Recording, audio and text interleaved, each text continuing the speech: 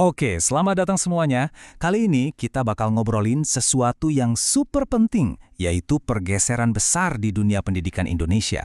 Ini bukan sekedar ganti buku, tapi sebuah transformasi yang tujuannya mengubah total cara generasi muda kita belajar, berpikir, dan bertumbuh. Nah, untuk mulai, saya mau lempar satu pertanyaan yang kayaknya akrab banget deh buat kita semua. Coba deh, ingat-ingat lagi. Pernah nggak sih kita ngerasa kalau sekolah itu, ya isinya cuma hafalan melulu.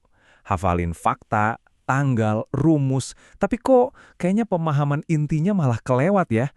Nah, ternyata ini bukan cuma perasaan kita aja loh. Ada datanya, dan datanya cukup bikin kita mikir. Nah, ini dia datanya. Ini dari PISA, semacam tes global untuk ngukur kemampuan siswa. Coba lihat grafiknya deh. Kelihatan banget kan ada jurang yang cukup dalam. Skor Indonesia, itu yang batang grafiknya lebih pendek, jauh banget di bawah rata-rata internasional. Inilah yang sering disebut sebagai krisis belajar. Oke, krisis belajar. Kedengarannya serius ya? Emang iya. Mari kita bedah lebih dalam lagi. Soalnya ini bukan cuma soal angka di grafik, tapi ini soal kualitas pendidikan jutaan anak-anak kita di seluruh negeri. Dan ada paradoks menarik di baliknya. Bayangin, dari 81 negara yang ikut tes PISA, Indonesia ada di peringkat ke-68. Wow! Angka ini benar-benar jadi lampu kuning ya. Sinyal kuat banget kalau cara kita belajar selama ini mungkin udah nggak cukup lagi buat nyiapin anak-anak kita menghadapi masa depan yang penuh tantangan. Nah, disinilah paradoksnya. Kalau kita lihat, anak-anak Indonesia itu rajin sekolah loh. Angka partisipasi sekolah dasar dan menengah kita itu tinggi. Mereka ada di dalam kelas. Tapi, pertanyaannya, apa yang mereka dapatkan di dalam kelas? Ternyata kualitasnya belum maksimal. Ada istilahnya nih, bersekolah tapi tidak belajar.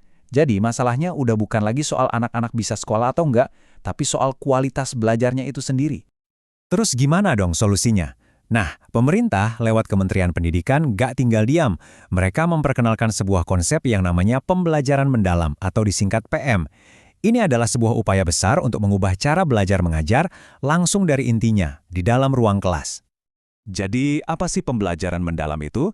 Gampangnya gini, ini bukan lagi cuma soal guru ngasih ilmu, murid nerima. Jauh lebih dari itu. Ini pendekatan yang holistik, yang seimbang. Ada olah pikir buat kecerdasan, olah hati buat etika dan empati, olah rasa buat seni dan keindahan, dan olahraga buat fisik. Tujuannya, menciptakan manusia yang utuh, yang seimbang. Penting banget nih buat dicatat.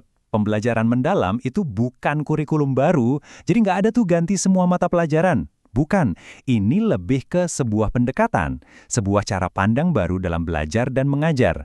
Jadi yang diubah itu bukan apa yang dipelajari, tapi bagaimana cara belajarnya. Kuncinya di situ. Nah, perbandingannya kayak gini nih. Dulu mungkin kita fokus ke pembelajaran dangkal. Ya, kayak numpuk informasi aja di kepala, tanpa tahu hubungannya apa. Sekarang kita geser ke pembelajaran mendalam.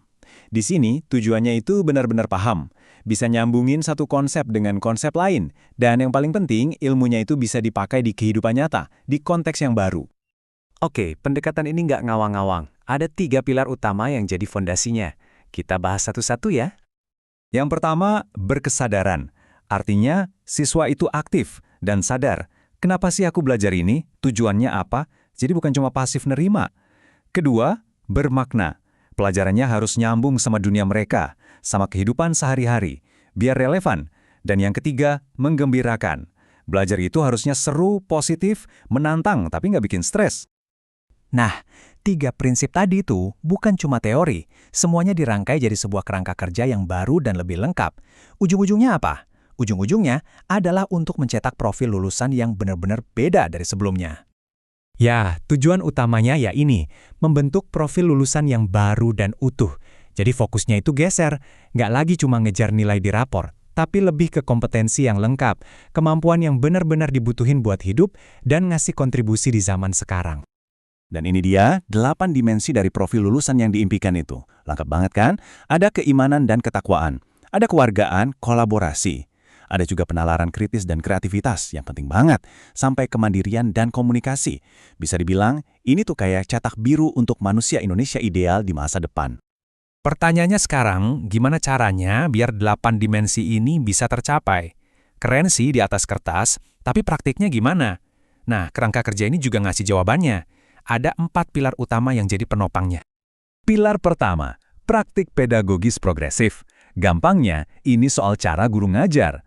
Gurunya didorong buat lebih kreatif, pakai metode yang bikin siswa aktif. Misalnya, belajar lewat proyek, atau lewat riset kecil-kecilan, atau mecahin masalah bareng. Intinya, siswa itu belajar sambil ngerjain sesuatu, bukan cuma duduk manis dengerin. Pilar kedua, lingkungan belajarnya harus mendukung. Ini bukan cuma soal kelas yang bagus atau fasilitas yang canggih ya, tapi lebih ke suasananya. Budaya belajarnya harus aman, harus bikin siswa nyaman, jadi mereka berani nanya, berani coba-coba, berani salah, dan nggak takut dihakimi. Ketiga, kemitraan yang kuat. Jadi pendidikan itu bukan lagi cuma tanggung jawab guru di sekolah. Udah nggak zaman. Orang tua, masyarakat sekitar, bahkan dunia industri, semuanya diajak jadi partner. Biar apa? Biar anak-anak dapat gambaran langsung dari dunia nyata. Dan yang terakhir, pilar keempat, pemanfaatan teknologi digital. Tapi perannya di sini beda. Teknologi bukan lagi cuma buat guru nampilin slide presentation, tapi jadi alat buat siswa berkolaborasi, buat eksplorasi hal baru, buat berinovasi. Tujuannya biar siswa jadi pencipta, bukan cuma penikmat informasi. Oke, kita udah bahas konsepnya, pilarnya, tujuannya. Sekarang mungkin ada yang bertanya, kenapa sih ini semua penting banget? Kenapa harus sekarang? Jawabannya ada di masa depan bangsa kita. Coba kita lihat timeline ini. Sekarang, kita lagi di tahap awal implementasi pembelajaran mendalam. Kenapa ini krusial? Karena kita lagi ngejar waktu. Di tahun 2035 nanti, Indonesia akan masuk puncak bonus demografi, di mana usia produktif kita banyak banget. Nah, generasi inilah yang kita siapkan sekarang. Mereka lah yang akan jadi motor penggerak buat mencapai visi Indonesia emas di tahun 2045.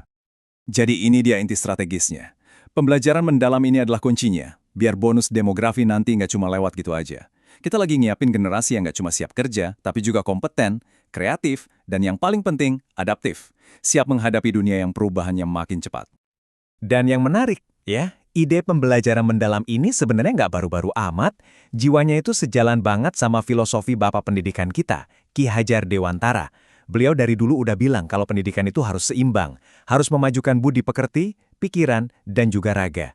Jadi bisa dibilang ini seperti kembali ke akar, tapi dengan cara yang lebih modern. Tentu aja, perubahan sebesar ini nggak bakal gampang. Butuh kerja bareng dari kita semua, guru, siswa, orang tua, dan masyarakat luas. Makanya pertanyaan penutupnya bukan lagi, perlu nggak sih kita berubah? Karena jawabannya sudah jelas, perlu. Pertanyaannya sekarang adalah, siapkah kita semua untuk menyambut dan jadi bagian dari cara belajar yang baru ini?